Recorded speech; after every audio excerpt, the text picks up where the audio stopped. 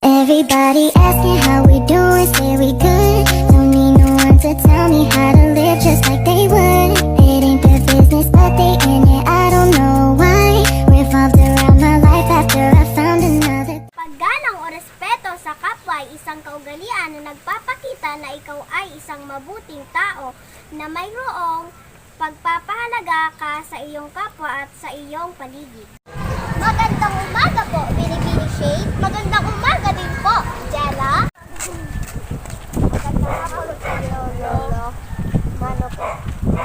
Magandang hapon din sa inyong mga ito. Pagbati mo tulad ng magandang umaga sa iyong guro at nakakatanda sa iyo tuwing nadadaanan mo siya ay pagpapakita ng mayroon kang respeto sa kanila. Nay, tayo nandito na po kami. Ano po? Ano po? Ano po?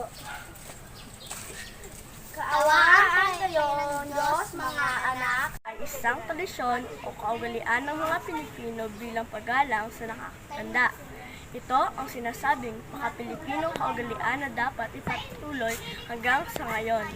Paggamit ng po at opo sa pakikipag-usap ay pagpapakita na mayroon kang respeto o paggalang sa taong kausap mo.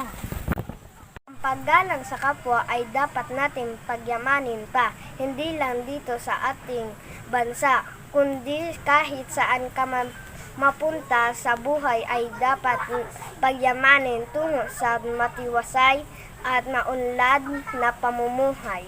Tandaan ng karangalan ang pagkakaroon ng katangian ng paggalang sa kapwa.